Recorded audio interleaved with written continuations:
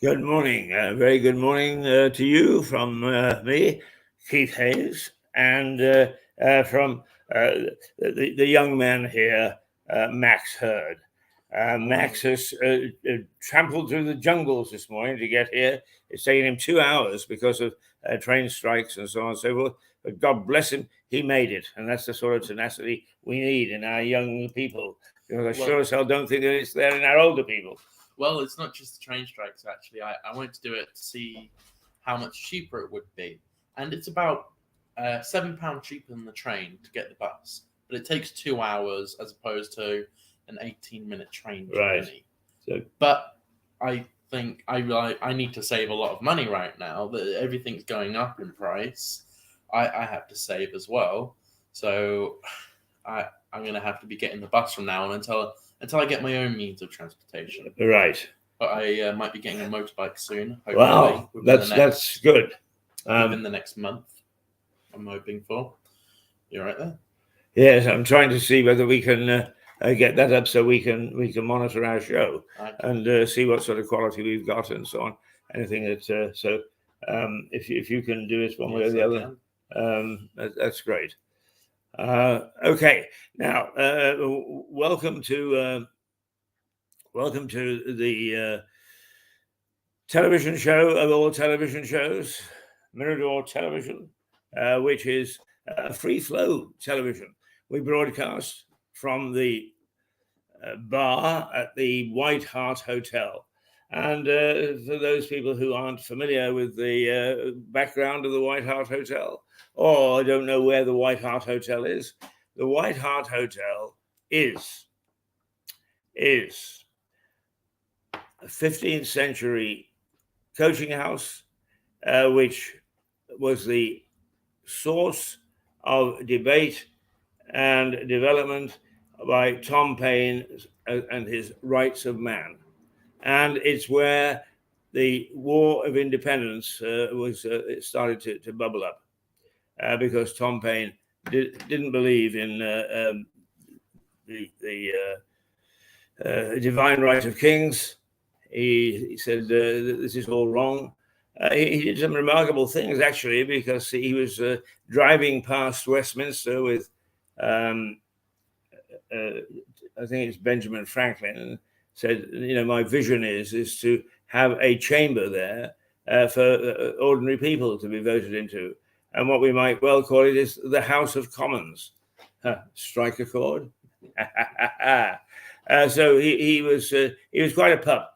Apparently not a very likable man. Apparently ugly as old sin. But then we all have to get used to that. And generally speaking, he was, well, not only was he a soldier, a philosopher, a political activist, but he also was an inventor and invented things like the single arch bridge and the smokeless candle. He was an incredibly interesting man. So that's where we're broadcasting from, and we can expect, I think, to have Fergus Wood in the not too distant future. It's a little early for him yet. We'll get to him about 9:30, I think. And in the meantime, Max and I will take a look at what's going on in the world and try to interpret some of the things for you, give our own viewpoints, squabble a little, and see how things work out in this first hour. Right. Now, I always like to start off with us being calm before we actually get worked up.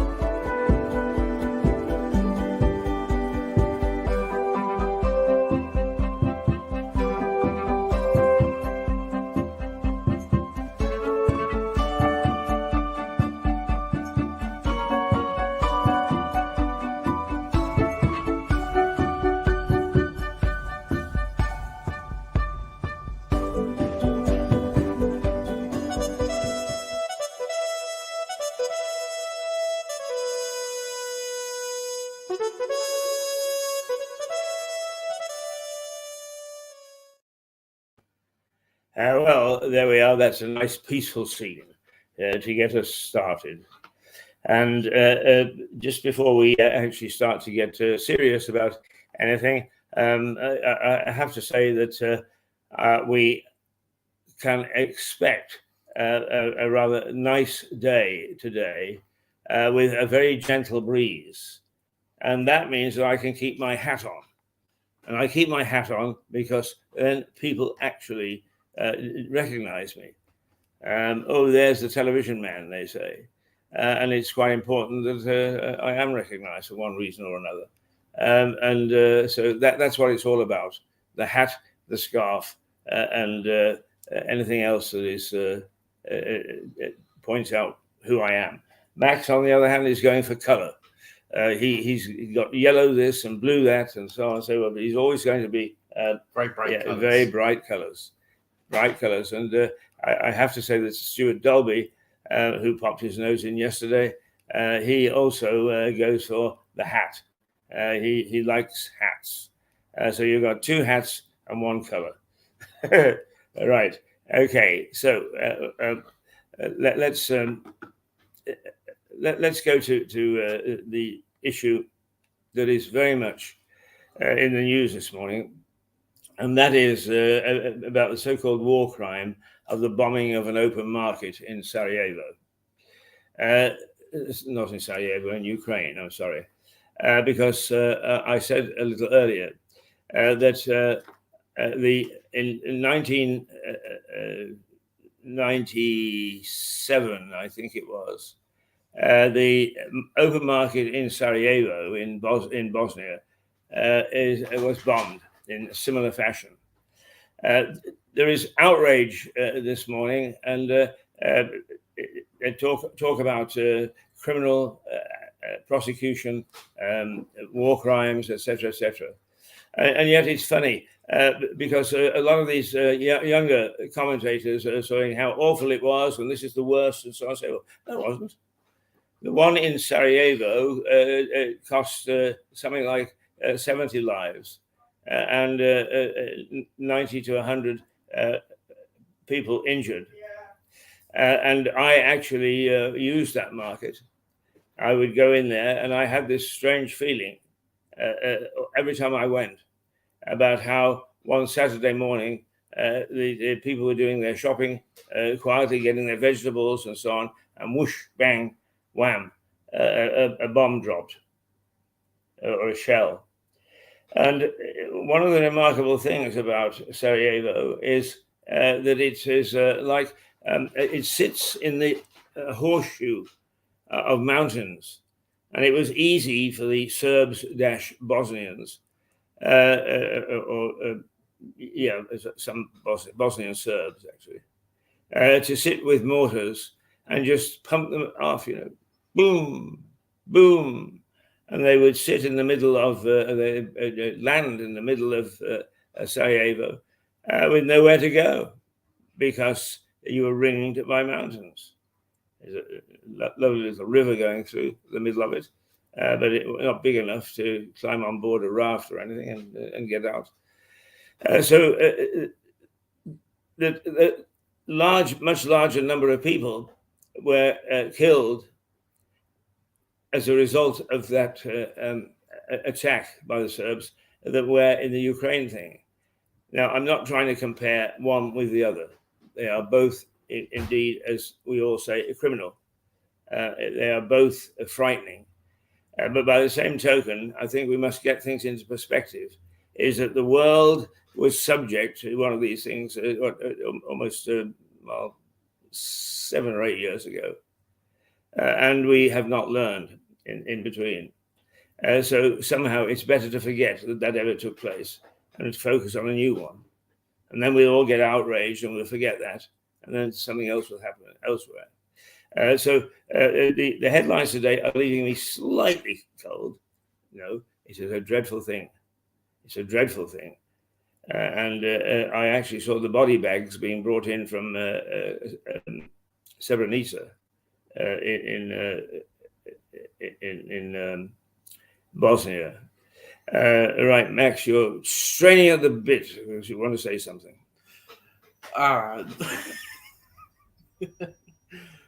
You left me in. Yeah. No, sorry, I was not. Sorry. Had you gone off daydreaming? I had, yes. Yeah. Nobody listens to me until it's important that they listen to me. Okay. Then Max will bring us into the real world with some other stuff in a few minutes or so. Yeah. But we will go through the headlines in a moment at the front pages. It is important that we do that.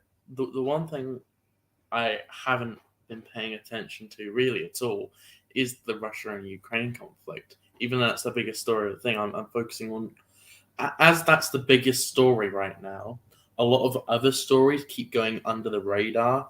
So it's always a good idea to keep a lookout for them. So I really haven't been too focused on the Ukraine and Russia thing right now. Yeah, well, it's one of those things. Is a war is a war is a war, and it is each day a little thing has happened until something massive happens and everybody sits up again. But there is one of the things that Boris Johnson is doing is he's saying to everybody, and at the meeting of the G7, he said to other leaders, "Do not take your finger off the pulse. Do not stop worrying about the Ukraine and the war. The consequences, if Putin is allowed to get away with it, and we start making deals, it will be enormous." And he's absolutely right. And he's trying hard to make people aware that we mustn't make a deal, but we mustn't forget it either. We mustn't forget this conflict. And there are all sorts of people at the moment. We forget it after tutting and walking around with flags. Is we get we get very self-complacent, but we mustn't, because this is a matter of life and death for a lot of people. But also, it is a signal conflict for the rest of the world. Can a big mighty power get away with this sort of thing? And if it does, how far can it get away? So it's something that we really have to pay attention to. Right, Mr. Max? Shall we go to the headlines now? Yes, we shall. So I'll scroll back up to the top. Yeah. Okay, so first of all, from the Independent, the headline from there is "Murder at the Shops." This is to do with the. Is this in Ukraine? I think is this the market. I think they are using the word shops for the fact that this was a market. Yeah. Right, okay, we just covered that. Shoppers murdered by Russia. I think I've got a feeling a lot of the headlines are going to be similar. Similar. The thing is, it's the evocative language that I'm a bit worried about. Is murdered, massacred, when in fact it isn't as big as others that have happened and that we've not learned from. That's my main concern. And if I'm sounding cold because all sorts of people were murdered, and it was a big bombing effort, it isn't by far the worst. That's the point that I'm making. Mm-hmm. So from the Times, they have Putin will pay for his I don't know what that word says. What does that say? Barbarity? Barbarity, yeah. Putin will pay for his barbarity, MPs say. Yeah. The Prime Minister, not MPs, I think it's PM. The Prime Minister insists. Our Prime Minister, who is at the G7 meeting, is at the forefront of knocking as much stuffing out of the Russians on this war as possible. And some of the other leaders, and he is worried about this, are sort of making little noises about making concessions. And he's saying, no, we've got to stand firm on this one. because if we start to make deals with Russians on this one, then we'll have to make deals with others, which are not particularly good.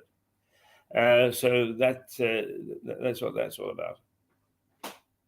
Okay, so from the Daily Express, crimes against humanity. This is covering the same stuff, the quite murder at the markets in Ukraine. Let me find something different because we covered this quite well. From the Financial Times. I'm struggling to read this word. Sorry, which word is? Let's have a look. NATO buttresses eastern flank.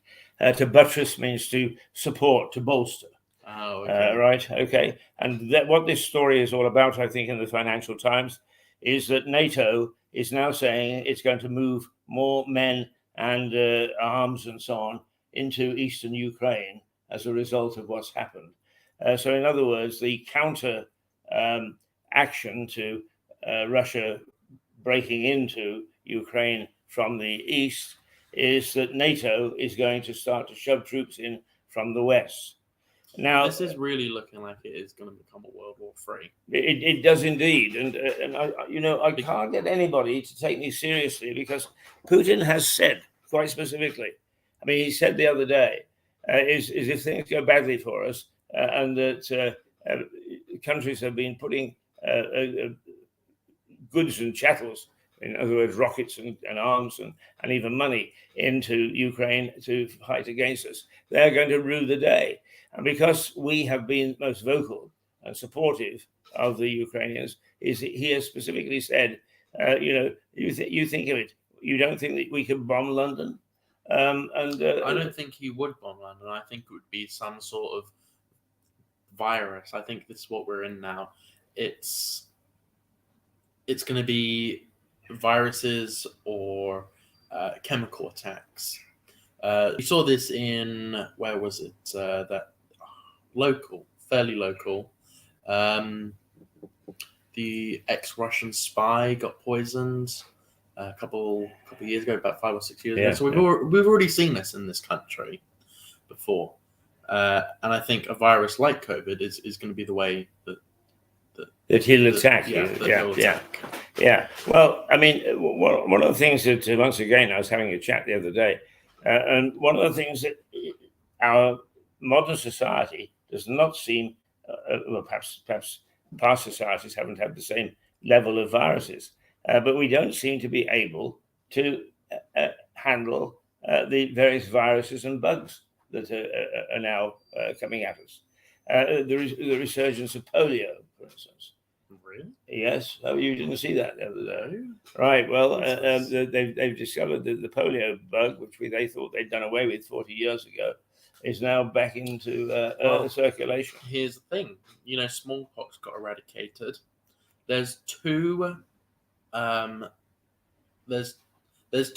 in the world that still has smallpox tucked away. One in New York in America, and one in Moscow in Russia. So America and Russia both have smallpox. If they wanted to, they could release it. I don't think it's likely that they would, but it's a possibility. And of course, one of the things that we might have to ask ourselves is the debate about COVID. Was it deliberately released by China? Was it deliberately manufactured? We don't know, simply because getting into China and discovering some of these things is you need a triple James Bond.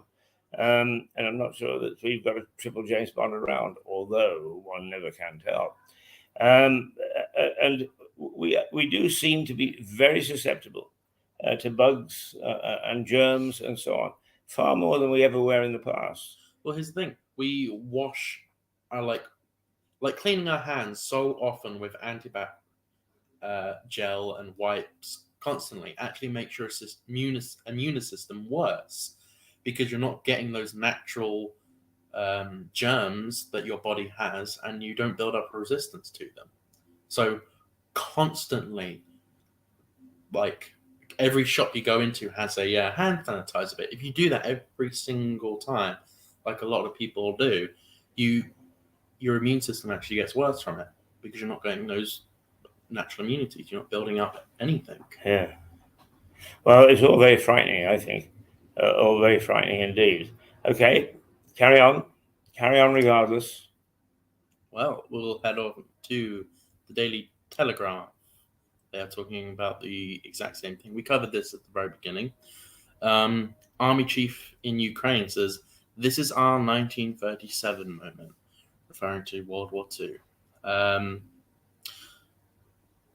Was Ukraine involved in World War II? No, they weren't even a country, were they? Well, Hitler tried to get hold of Ukraine. And indeed, there is some evidence that what he did was he took a lot of the topsoil, because Ukraine is a part of the steppes of Russia, the great breadbaskets of Europe. And it's partly because of the topsoil that is there.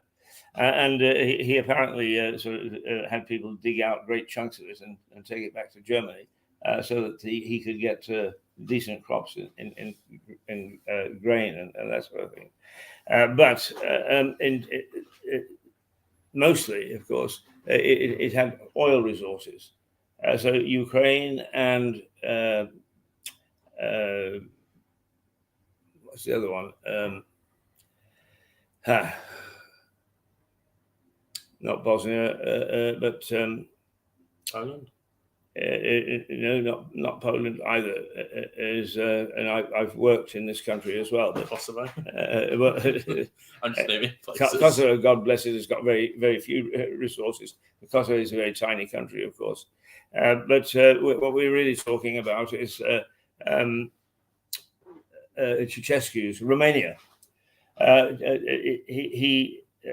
Hitler sort of had a very uneasy relationship with Ceausescu, but he was quite happy because he was a dictator and he kept a lid on things.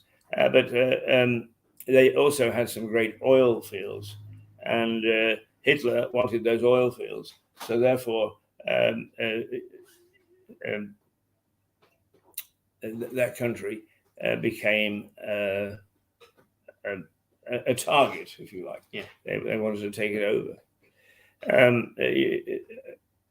Romania is a very interesting place. I semi-enjoyed my time there, but the people have been very, very battered and not a great place.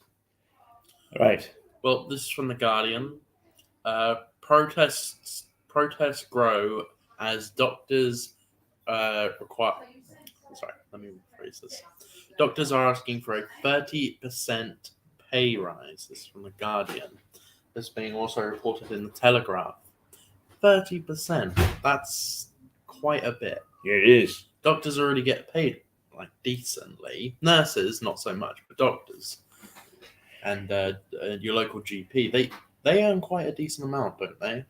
Yes, they do. I mean, let's put it this way. People often say they've never seen a poor farmer. Although the farmers actually complain bitterly about the costs, etc., but nobody's ever seen a poor farmer. You go up to up the driveway to a farm, and sitting outside is a BMW, and it's the same thing with. Oh god, yeah! All the farmers I know have nice, like, relatively new Range Rovers. Yes, that's right. That's right. So now I've forgotten that train of thought. You are talking about doctors. Doctors. I have never yet come across a poor doctor. No. Now I give the profession its due. There are some doctors who have gone to for next to nothing, have gone to work overseas. And there are some doctors who will never be anything other than just a support to local surgeries. But generally speaking, they are not badly off. And a 30% bumper pay rise, albeit over a couple of years or so, but it's to me, I don't think that it suits very well. and particularly with the Hippocratic Oath. That I don't know how it goes exactly, but generally speaking. Well, you know what? I saw this in the Telegraph earlier today, and this really got on my nerves. Is that is it barristers? Is it Yes. barristers? Barristers walk out on strike asking for a 25% pay rise.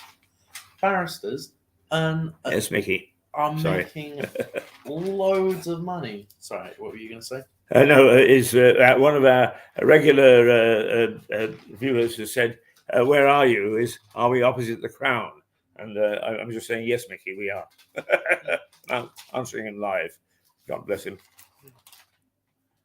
Let me find the exact story. Give me one.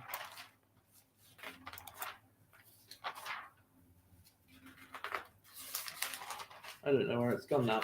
Anyway, how much do barristers own? Well, I mean, you know? I think barristers are on fees, so they join an office, if you like, and they are given, the solicitor comes along with the job, as it were, and then they say, okay, would one of your barristers like to take this on, and here is the fee for it. Hang on one moment. They're not badly off, believe me. Barristers' average salary. Well, there we are. Let's find out. Yeah, that's a very good way of doing it. Well done. £79,000 a year, and they're asking for a 25% pay rise on their £79,000 a year. Yeah, come on. Yes, absolutely. The trouble is that we are in a society which has lost its way. It really has, and there's so much now is all about me. And we've seen that with what's happened over the last little while, with various groups objecting and looking for their sort of the benefits that they can get. And they really are not worrying about their fellow man or society or the community or whatever. And it's very, very upsetting. Let's see. Right, okay. Oh, it's 9:03. Do you know that we've been rabbiting on for half an hour or more? Already?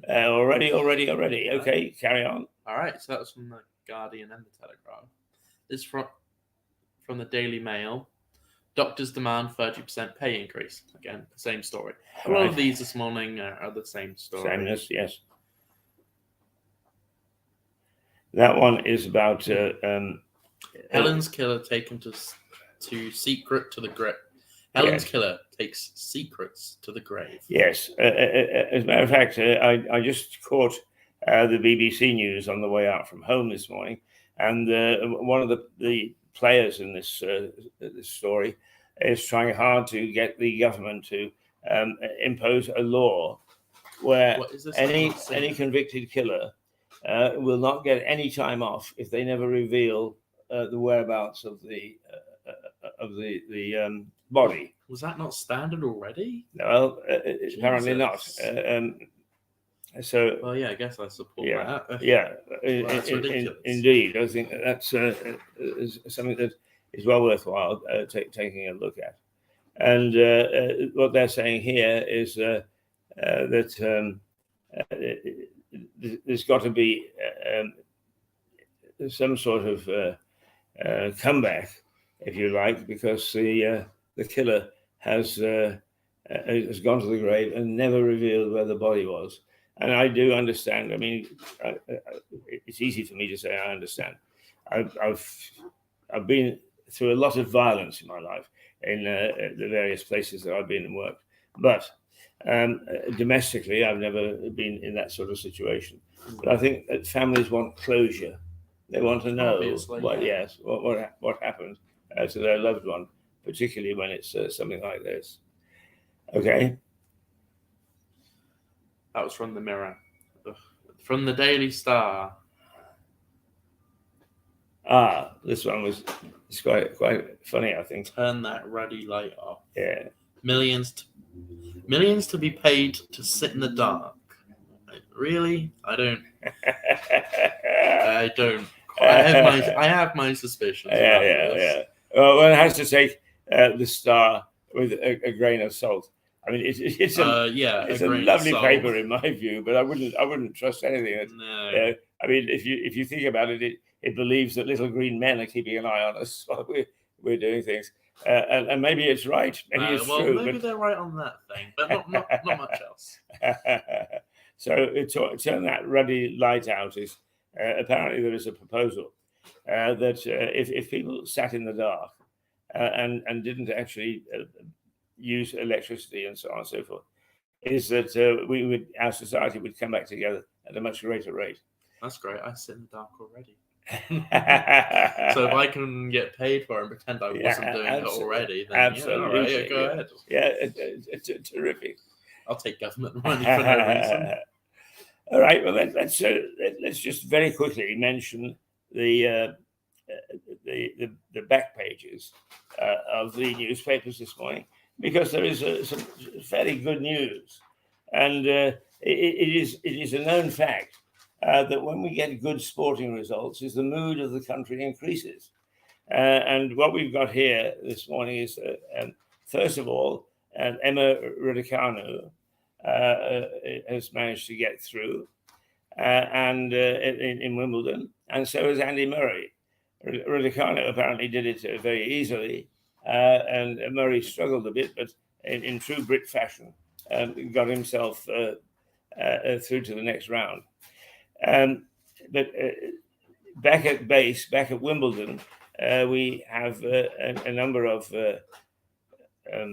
top people playing in the Wimbledon championships, and we're doing quite well in them. And that's what we need, is a good boost.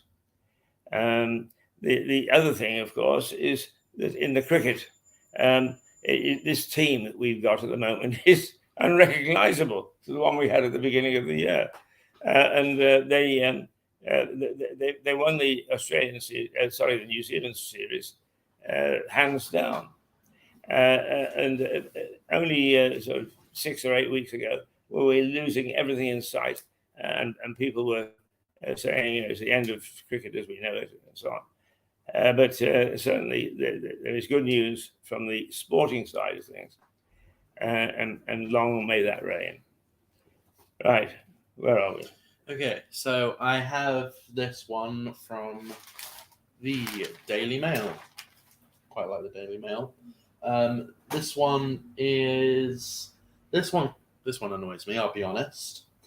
Higher bills are a price worth paying, is the headline. What's the argument? And this is from Johnson. I'm assuming Boris. This is from Boris Johnson. He said this yesterday. Backing Ukraine buys long-term freedom, even if war sends costs rising, says Boris Johnson. Let me repeat that because I'm not great with reading. Backing Ukraine buys long-term freedom, even if the war means sending costs rising.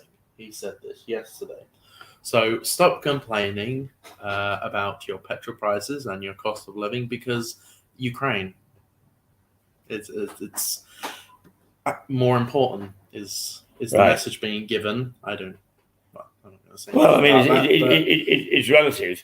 I mean, I think probably what he is saying is that some politicians who have the responsibility and the duty to add to embargoes and anything that we want to do to try to upset Russian way of life, some of them are saying, oh, well, perhaps what we should do is get it back on track. We should actually make a deal with Putin. And our pussycat is saying, no. We've got to maintain a stiff way to keep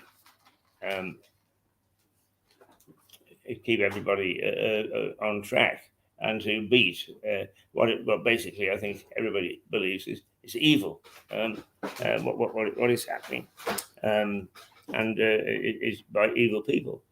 But if you spoke to the average Russian, I think you would find that they were quite defensive. He's not the most popular of presidents, but at least with Glasnost and so on all over the place, is that he is getting things done. And I'm sure that that's part of his mind. Okay, so we have another sub-headline from Behind the Papers. Landlords face jail time if they pass on cost of fixed cladding crisis. So if they skip out on cladding, then they can go to jail. This is because of the Grenfell Tower incident, which, I can understand. Yeah. But on a little bit of a side note, it says crises at the end. Everything seems to be a crisis these days. In the past year and 2 years, everything's a crisis. Oh my God, it's the end of the world. Every single 5 minutes. They put it on just the end of everything, even if it doesn't need it. It's like they are trying to drum up fear. All papers do this. Almost all media does it as well. Yes. It's quite irritating, in my opinion. Right. Now, keep talking, Max, because I'm going to see if we've got any decent videos in sight that we can actually play. I know I downloaded a number, but I don't know that that's helpful at all. Or whilst you're looking, I will mention another headline from here, from the Daily Mail.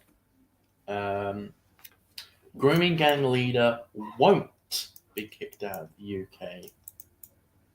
Home Office lets him stay. I cannot understand. I cannot begin to even understand why they would allow this despicable, evil man to stay in this country. First of all, he doesn't belong here. He's not from this country. And he's the leader of a grooming gang. For those of you who don't know what a grooming gang is, it's essentially a rape gang. And there are unfortunately quite a lot of them in this country. Predominantly from a specific group of people. And this grooming gang leader isn't being kicked out of the UK. His name, Abdul Aziz, 51 years old, is remaining in the UK. This has been going on for decades. Mm. Have you been hearing about this sort of stuff? Not really. You're bringing something new to me, so keep going. Really? Explain. I've been following grooming gangs for a long time. Well, I'm aware of grooming, but well, the police are ignoring this subject because they don't want to, quote, bring up racial tensions. Because again, these grooming gangs are from predominantly one religion. Right. So if you go out for them and arrest these group of people, it could bring up racial tensions, according to the Home Office and Scotland Yard have said the same thing, which I just find ridiculous. Yeah, I suppose it's an argument, but I agree with you. I sometimes don't understand how authority argues about various things. Everything seems to be viewed through race and diversity. In like the past 10 years, this seems to have been getting really, really bad. It's constant focusing on race, focusing on ethnicity, religion, where you're from, all this sort of thing. Yeah. Even on gender and identity as well. What you're looking for, by the way? You've been looking for this one clip for quite a while now. I've listened to which. What clip are you looking for? I'm looking for anything at the moment, just to get us started on some pictures, and let's see, Mirador 202 programs.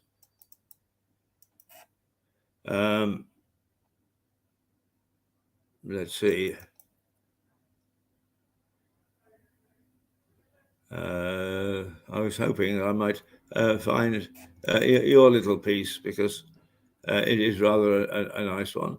What we'll do is, just to fill and give us a moment to catch breath, is I like this one from Rosie Hayes. It's sort of fun. It's 2 or 3 years old, but Rosie, how's this for a first?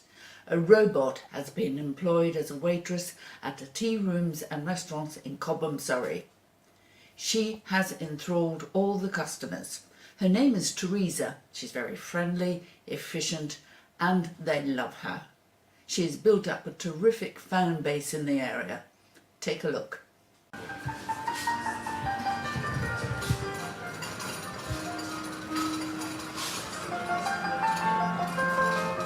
Are you going to put Robot Teresa to work now? Yes, she will gonna go to the carriage to the ladies with the kids. I am going to work now.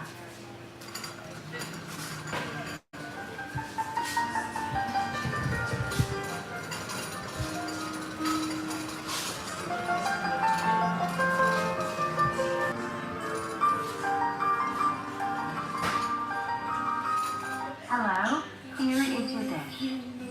What was the experience like? It was interesting. Children loved it. Yeah, the children did. Yeah. Freya, what did you think of the robot? Did you find her pleasant to Yes. talk Yes, to? very polite. Very polite. Very polite. Talk. Hello, how are you today? It's really simple to use, which is to press any table number and choose the dish and just press start, and then she's gonna go to the table which has been selected. I am going to work now.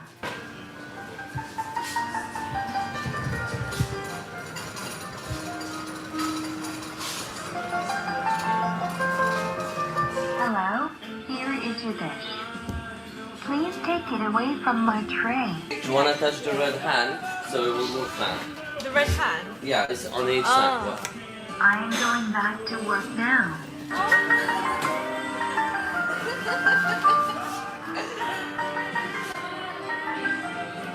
That was an amazing experience. Yes, definitely. Really good. Were you expecting anything like this at all this morning? No, absolutely not. She memorizes, she has her own base where she's always staying. She's not replacing any human being, it's just assist the person, like assist the waitress to help them. Maybe one day is gonna be our future, but at the moment, like, it's just for fun, for attract people, kids, and just have such a nice time here. Hello, how are you today?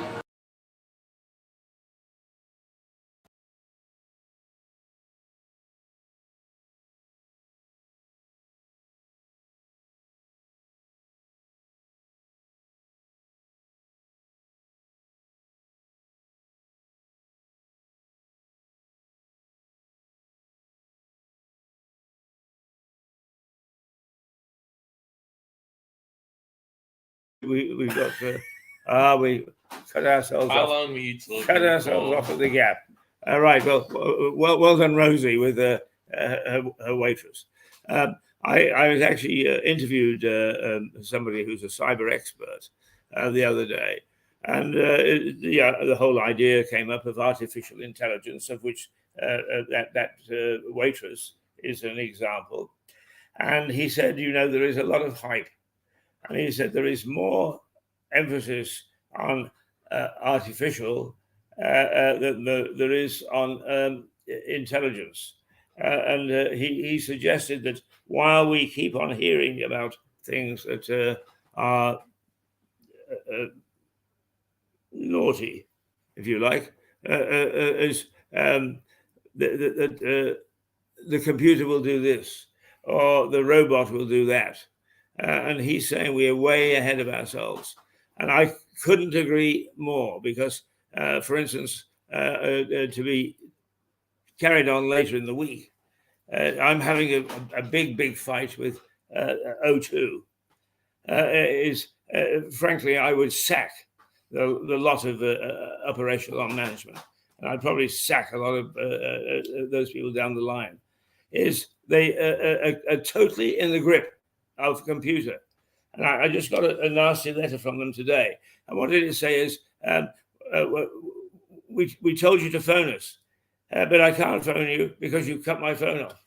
All right. Well, and you can do this and that and the other. No, I can't, because I can't use part of my internet without your phone, and it is incredible.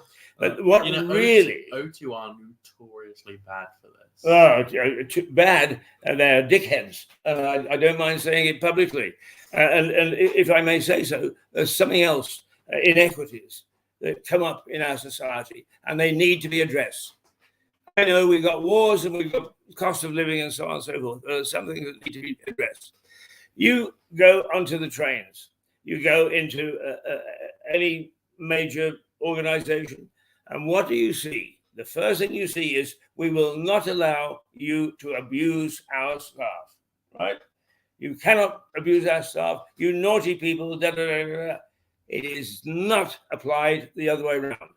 No. And the bullying and nonsense that comes out of some of these big companies is absolute rubbish. They don't live by their own guidelines. They think that they can do anything, and they want to stop us from really fighting back. Well, you come up against somebody who doesn't mind even going to prison, mister, if it's a way of getting you and some of your cock-a-hoop idiots who cannot, under any circumstances, you cannot run your own business and make it impossible to get in touch with you. All over a few, we're talking about 50 quid.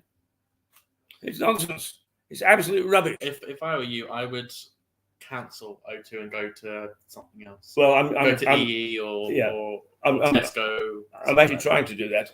The unfortunate thing is, of course, is where they've got you is when you sign up, they say, if you want to cancel, you can. Of course you can, but there is a premium, so you've got to pay a fine. In other words, and as for the banks, they are as outrageous. The computers are running everything. The computers are running everything, and I even got onto this. They have a little chat thing now. Yeah. Oh, right. The first thing that the guy said is, "How much was your last bill?" I've got the thing in front of me, right? £65. That doesn't tally, right? That doesn't tally with what they've got. Well, I pay £65 every month. It doesn't tally, and the guy wasn't a bit apologetic. It's a robot, that's why. Cat things are mostly robots. Mostly robots. Yeah. Occasionally they're humans, but it's rare. Absolutely crackers. And an interesting fact: if you are on the phone and it's a robot talking to you from a company, if you do start swearing quite a lot, the robot picks up on what you're saying and immediately stops being a robot and forwards you to a human. Oh, really? Yeah. So if you want to get around it, start swearing. Yeah. There's a piece of advice for you. That is a good piece of consumer advice right there. Oh, that's terrific. That is terrific. Where are we? We're 9:24. Our first hour has almost gone. And we've started to get down to the nitty gritty. And well done, Max, because to me, what's happened is that instead of companies getting computers to help them, what they've done is they've handed over a large part of their business to the computer, and that they've done away with the human resource. And it is absolute rubbish. It's nonsense. And it has got to stop, because it is not doing any good to our society. No. It is not. It's not. Absolutely. Right. I actually do a little thing which will come on stream in a day or two. Is the day of the Triffids. And my argument is that the Triffids are ready to take over. Now, let me just explain that a little bit. 1955, I think, or thereabouts, there was a science fiction writer called John Wyndham. You can still see his stuff, absolutely fantastic. And one novel he called was called The Day of the Triffids. Right. Now, the Triffids were plant animals that man was using to produce oil. But they, on one special occasion, there was a starburst in the sky, and just about everybody who was awake that night goes blind. So the Triffids take over, and they run mankind instead of vice versa. Now, my argument is that even though mankind eventually got back his right to rule from the Triffids, is they've been lurking in the fields and in the byroads, waiting to come back, and they're waiting for man to make a huge error so that they can jump in and take over again. And the huge error that we're making is we are allowing the computers to run our lives. And the Triffids can't wait. Oh, they're going to be driving you around soon as well. Robo taxis, robo cars. Exactly. I mean, I think it's quite frightening. I do. I mean, we couldn't be doing this without computers. No. Don't misunderstand. I'm not actually saying we can do without computers, but we must be running the computer and not the computer running us. And that's what's happening. I don't know. If we could destroy, if there was a way to destroy and wipe every computer and every mobile phone, just go back to the 80s, when there weren't really, or like the 70s, when there weren't really computers around, that would be great. Just get rid of all computers, all phones, and I think it'll be a lot easier. Not easier, it wouldn't be easier, it'd be harder, but it would be a more productive society. People would actually have jobs. People would start to care about people because they're in the real world. Too many people are consumed by social media. They're on Instagram all the time. They're on Twitter all the time. They think the internet and what they see online is the real world.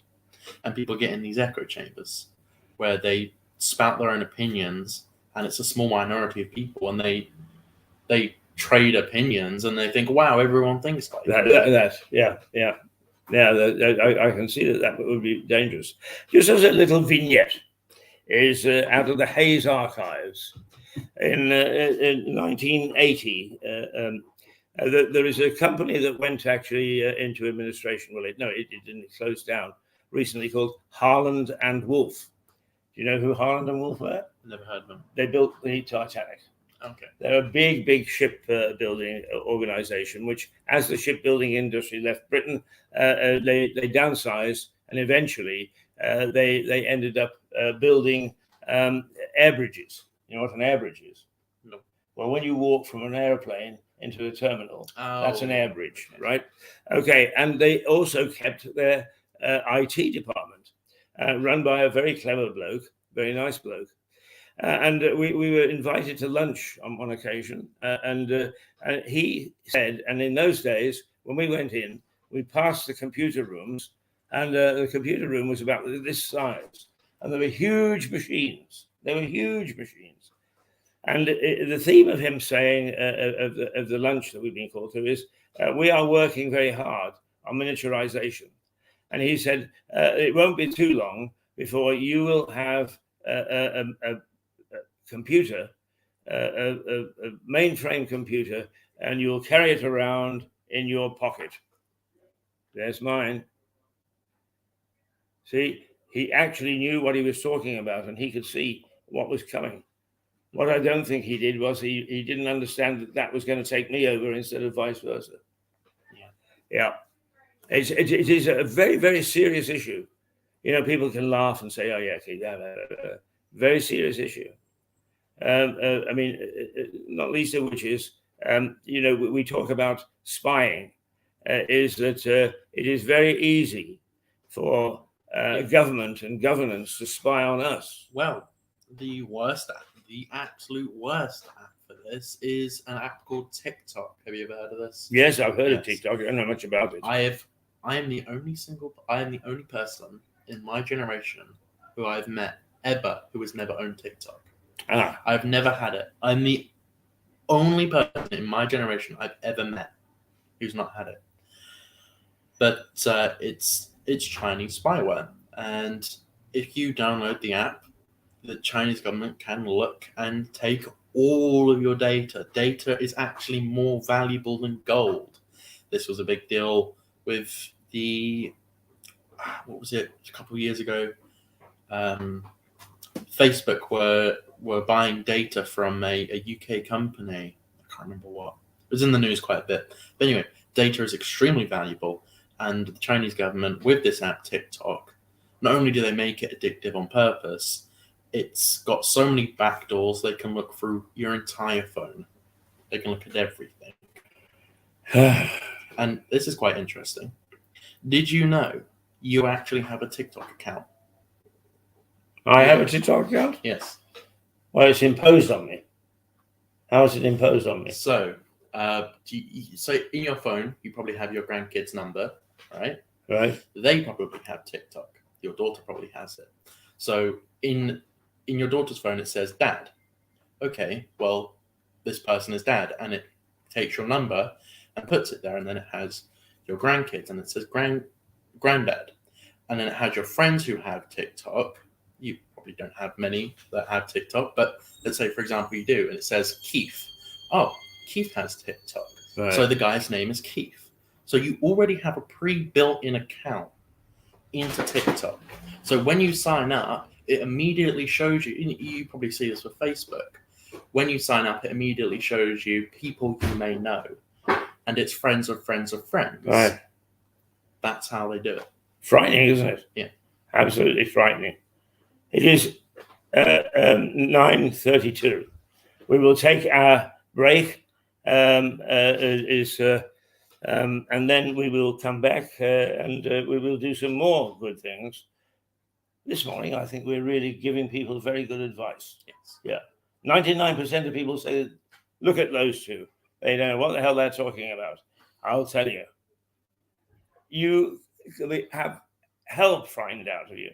You know, the Data Protection Act, for instance, which is supposed to protect us all from having our details spread over all hell's half acre, is during lockdown, local councils were able to look into your bank account, and that was done under the Data Protection Act, and the fact that they were able to use their computers to break the law. And when I found out, I immediately got very unhappy about it, and I looked up the law, and sure enough, hidden away in the act is that local authorities can they don't have to live by the rules. So we really are a captive race, and that's the whole of mankind. Believe me, the whole of mankind. Rules for thee, but not for me. Yeah, that's right. Now, I love playing this Grange Park. Now, I say to people, I say on this program, this is our potter's wheel. Now, in the early days of television, way back in the 1950s, programs were not made to size. Nowadays, once again, because of computers, a half-hour program is exactly 23 minutes or 22 minutes and 40 seconds or something like that. It's like 22 points. 22 points, yes, right. And that is so the computer can slot it in and play it and so on and so forth. Well, we didn't have that way back in the 1950s when television first started. And so to bridge the gap between programs, lovely little vignette programs were made. And one of them was The Potter's Wheel. And it is just simply a picture of somebody making a clay pot. And it's fascinating. But one of the equivalents of The Potter's Wheel was London to Brighton in 4 minutes. and they took a film which was speeded up of a train from going down the track, London to Brighton, and going very quickly. Just last week, some channel or other, and I only caught it by accident, brought on the 4-minute original film made in 1953, London to Brighton, but compared it to another one that was made in 1983. And they played them side by side, and it was quite fascinating to see the two stations. Oh yeah, I think I know what you're talking about. Actually, I saw that on my phone. Yeah, recently. very, very, very interesting indeed. Very, very interesting. Okay, right. Here we go. Here's our potter's wheel. This is the one that we go to when we want to refresh ourselves just for 60 seconds.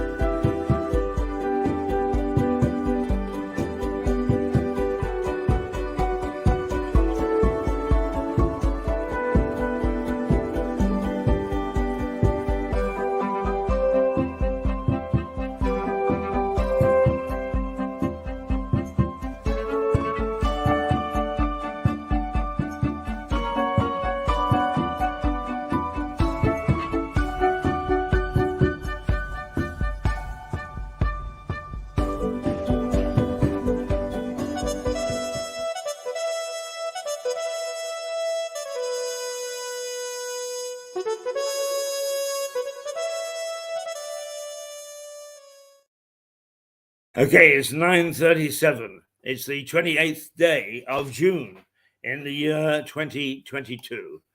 This is Max Hurd, and I'm Keith Hayes. We are out of the White Hart Hotel in Lewes with Mirador Television Break and Egg.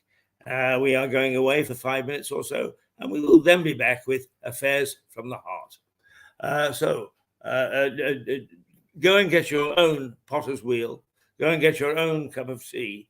Go and get your own whatever it is that you do when we are not on the air, because we know that we are so attractive, you can't put us down. We'll be back. We'll be back in just a few minutes.